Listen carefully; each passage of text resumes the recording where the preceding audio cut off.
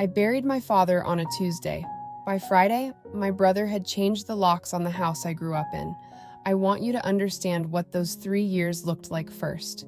When Dad got sick, I was the one who moved back in. I gave up the apartment, slowed down my career, and learned how to manage medications, doctors, and the long, quiet nights when he couldn't sleep. My brother Mark lived 40 minutes away. In 3 years, he visited maybe a dozen times, always on his way to somewhere better, always checking his watch. Dad noticed. That's the part people forget. The sick still see everything. One afternoon, near the end, he held my hand and said, "This house is yours. You stayed." And because he was a careful man, he didn't just say it. He put it in writing. We sat at the kitchen table and he signed a new will, dated and witnessed by 2 neighbors who had known him for 30 years. It named me as the person who would inherit the house, and it named me as executor, the person legally in charge of settling his estate. I filmed a short video that same day, just him talking, clear-eyed, explaining what he wanted and why. I didn't do it to be sneaky. I did it because some part of me already knew. 3 days after the funeral, Mark called me, not to grieve, to inform me. He told me that he and his wife Vanessa had found the real will in Dad's filing cabinet, and that this one, an older one, left the house to him. He told me I had until the end of the month to get my things out. When I drove over, there was a new lockbox on the door, and Vanessa's car in the driveway like she already lived there. Here's the thing they were counting on. They were counting on my grief. They were counting on me being too exhausted, too sad, and too conflict avoidant to fight. For about a day, they were almost right. I sat in my car outside that house, and I cried until I couldn't breathe. And then I got quiet. There is a kind of quiet that isn't weakness, it's aim. I didn't scream at Mark. I didn't post anything. I didn't even tell him what I had. I let him believe he was winning, because people who think they're winning get sloppy.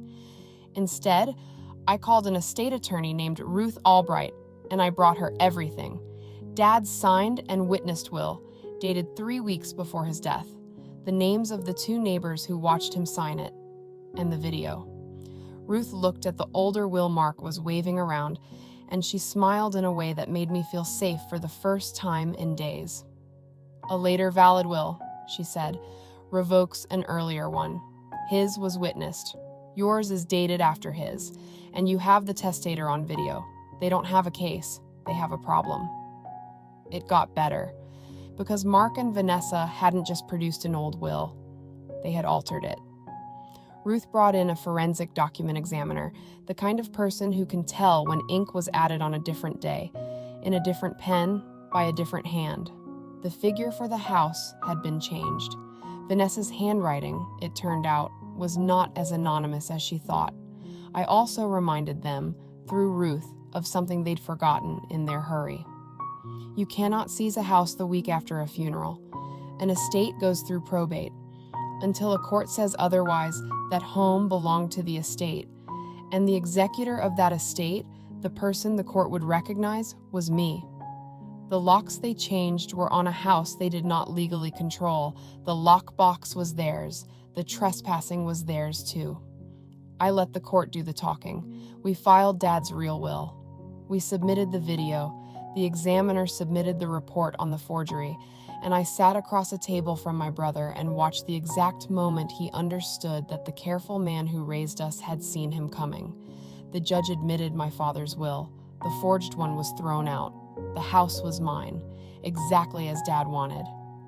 Mark's own lawyer quietly stopped returning his calls once the forgery report landed, because altering a will isn't just a family squabble, it's fraud, and depending on the day, it's a crime. Vanessa sent me a long message about how I had torn the family apart. I read it twice. Then I changed the locks, properly this time, as the legal owner, and I had a quiet dinner in my father's kitchen, at the table where he signed his name and trusted me to protect it. People ask me if I feel guilty. I don't. I didn't tear anything apart. I just refused to be the only one who paid for staying. Mark wanted the house without the 3 years. He wanted the inheritance without the nights. And when he tried to take it with a forged signature, he found out that the daughter who stayed had also been paying attention. I keep that video of my dad on my phone, not to prove anything anymore, just to hear him say it. You stayed. I did, Dad, and I'm still here, still in your house, still standing. If her story stayed with you, there are more like it here. Subscribe, and I will tell you the next one.